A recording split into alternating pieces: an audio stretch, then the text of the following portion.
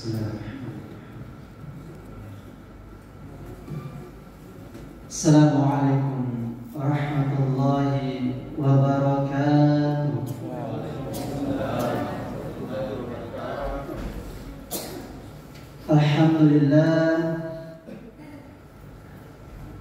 Alhamdulillahilladzi arsala rasulahu bil huda wa dinil haqq liyudhhirahu 'alad dini kulli walau karihal kafirun walau karihal musyrikun walau karihal munafiqun. Asyhadu an la ilaha illallah wahdahu la syarika wa asyhadu anna Muhammadan abduhu wa rasuluh. Allahumma salli wa sallim ala nabina Muhammad wa ala alihi wa ashabihi wa man tabi'ahum bi ihsan ila yaumiddin. Qala ta'ala fi kitabil karim, a'udzu billahi minasy syaithanir rajim. Ya ayyuhalladzina amanu taqullaha haqqa tuqatih wa la tamutunna illa wa antum muslimun. Wa qala Rasulullah sallallahu alaihi wasallam fi kitabil hadits, inna Allaha la yanzuru ila suwarikum wa amwalikum walakin yanzuru ila qulubikum wa a'malikum. Amma ba'd. Hadirin jamaah subuh yang insyaallah dirahmati oleh Allah Subhanahu wa taala. Kembali kita panjatkan puji syukur kepada Allah Subhanahu wa taala.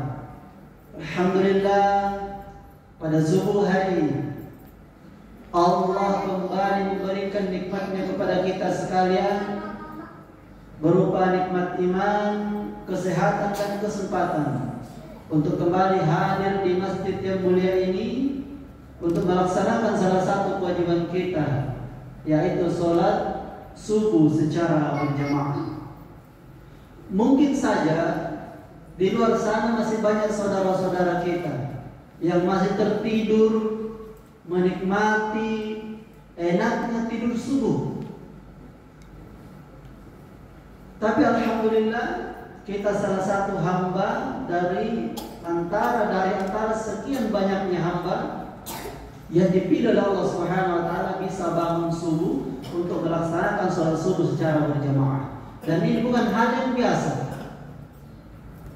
Sholat subuh berjamaah di masjid adalah hal yang luar biasa, hal yang sangat berat. Harus melawan rasa ngantuk dan harus melawan rasa malas. Dan kita berselawat kepada baginda Rasulullah sallallahu alaihi wasallam. Beliau itu sudah Allah Subhanahu wa taala sebagai uswatun hasanah, sebagai contoh, sebagai teladan yang terbaik kita. Dan tak satu pun manusia yang terbaik selain Rasulullah sallallahu alaihi wasallam. Dan salah satu kenikmatan di antaranya adalah Allah memberikan kesempatan dan Allah memilih kita masih bisa duduk dalam majelis ilmu. Ini selalu saya ulang-ulang setiap saya membawakan ceramah, pasti saya ulang. Kenapa? Karena banyak sekali masjid-masjid ketika ustadznya sudah mulai beri salam, itu sudah pada ngantri di pintu masjid. Mungkin dia tidak ketahui betapa besarnya pahala duduk dalam majelis. Mungkin dia tidak ketahui betapa besarnya pahala menuntut ilmu, sehingga dia terburu-buru. Kalaupun misal ada kesibukan di luar, setidaknya kita duduk dulu, tunggu sampai selesai pembukaan, baru kita pulang. Jangan baru ke atas MC-nya sudah buru-buru pulang. sehingga tidak mendapatkan apa-apa. Apa yang kita peroleh kalau duduk dalam majelis ilmu? Orang yang duduk dalam majelis ilmu akan senantiasa didoakan oleh para malaikat. Bayangkan, makhluk yang tidak punya dosa sedikit pun yang mendoakan kita, doakan kebaikan. Apalagi orang yang menuntut ilmu. Kata Rasulullah, "Man salaka tariqan yaltamisu fihi ilman sahhalallahu lahu bihi tariqan ila jannah." Ini hadis paling sering saya ulang di masjid ini. Barang siapa yang menempuh suatu jalan untuk mencari ilmu, maka Allah akan mudahkan jalannya menuju surga. Jadi menuntut ilmu bukan hal yang sedikit pahalanya, banyak sekali. Karena dimudahkan jalan kita menuju surga oleh Allah Subhanahu wa taala. Maka mari luangkan waktu kita sekitar 10 menit, tidak lewat dari 15 menit itu. Insya Allah tema kita pada subuh hari ini adalah memaksimalkan 3 kemuliaan bulan suci Ramadan di akhir Ramadan. Tidak terasa sekarang sudah subuh ke-24. Artinya 6 hari lagi sudah selesai. 6 hari lagi bulan suci Ramadan akan pergi meninggalkan kita. Salah satu kebahagiaan bagi umat Islam adalah ketika bertemu dengan bulan suci Ramadan. Kenapa? Karena di bulan itulah kita bisa memaksimalkan ibadah kita di hadapan Allah. Di bulan itulah kita bisa terbebas dari segala macam godaan-godaan. Tapi kesedihan orang beriman adalah ketika ditinggalkan dengan bulan suci Ramadan, lalu tidak maksimal dalam menjalankan ibadah di bulan suci Ramadan. Dan sebentar lagi kita akan berpisah. Kita tidak tahu tahun depan bisa ketemu atau tidak. Ini adalah rahasia Allah Subhanahu wa taala. Bulan ini kita diberikan kesempatan bertemu dengan bulan suci Ramadan. Maka karena kesempatan ini telah diberikan kepada kita, jangan biarkan bulan suci Ramadan lewat begitu saja tanpa mendapatkan tujuan utama. Apa tujuan utama kita di bulan suci Ramadan? Mendapatkan ampunan di sisi Allah. Ini tujuan utama kita, tidak ada lain. Yang kita harapkan adalah kita bisa keluar dari bulan suci Ramadan dalam keadaan tidak membawa dosa sedikit pun. Lantas apa yang harus kita lakukan? Mari senantiasa memohon ampun kepada Allah. Karena meskipun bulan suci Ramadan pasti ada saja dosa yang kita lakukan di hadapan Allah. Ada saja kesalahan-kesalahan kita lakukan di hadapan Allah. Karena kita manusia biasa, tidak pernah bisa lepas dari dosa, tidak pernah bisa lepas dari kesalahan-kesalahan. Makanya Allah Subhanahu wa taala mengatakan dalam surah Nuh ayat 10, "Faqultu astakbaru rabbakum." Allah berkata, "Mohon ampunlah kepada Tuhanmu." Kita diperintahkan oleh Allah, "Innahu kana ghaffar." Sesungguhnya Allah itu Maha Pengampun. Allah sambut kita. Allah tunggu permohonan ampun kita.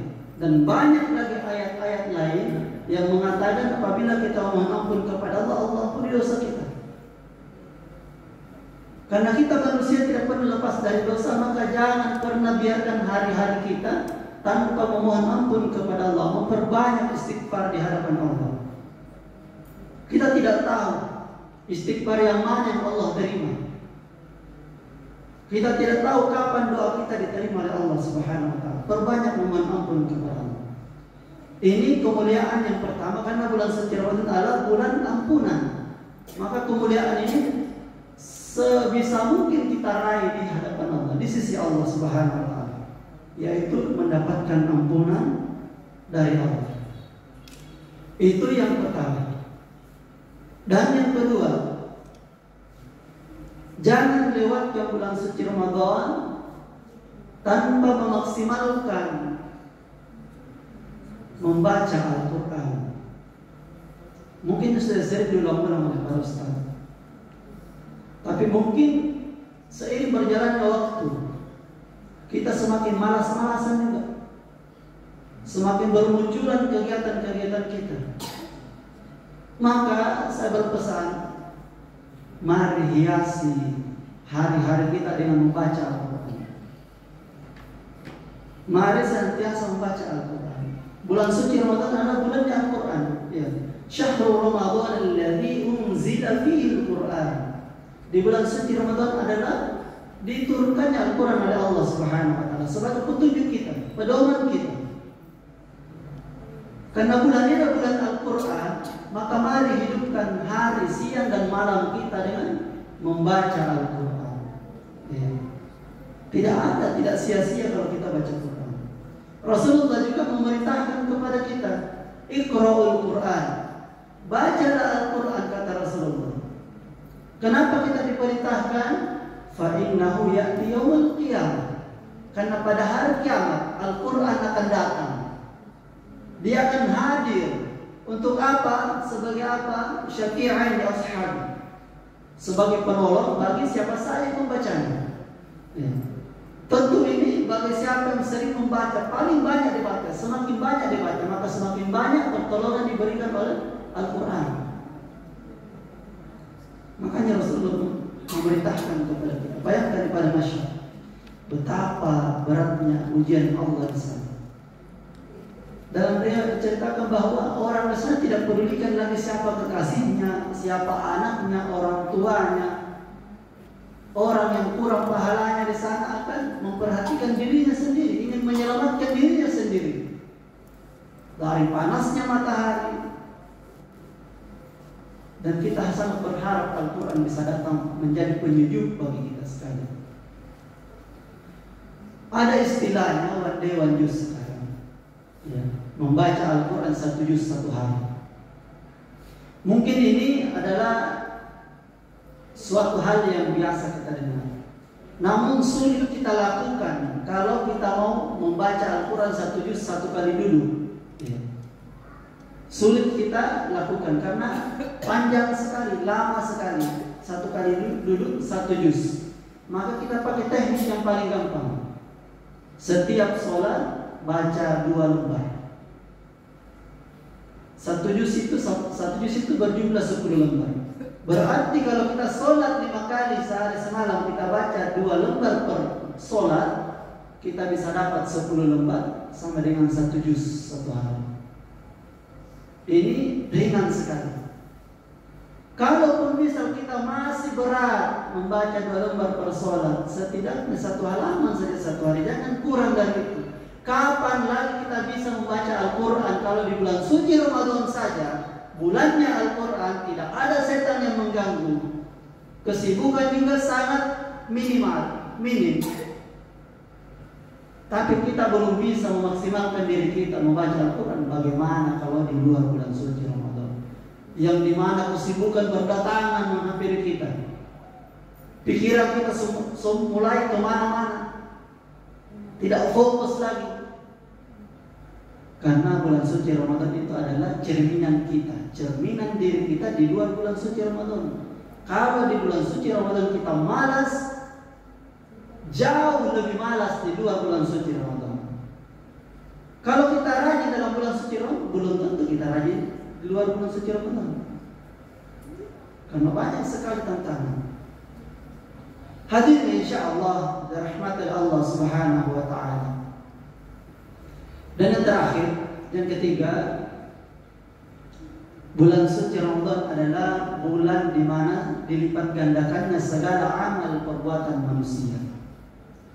Maka kemuliaan tersebut jangan biarkan lewat begitu saja tanpa memperbanyak amalan-amalan saleh dalam bulan suci Ramadan.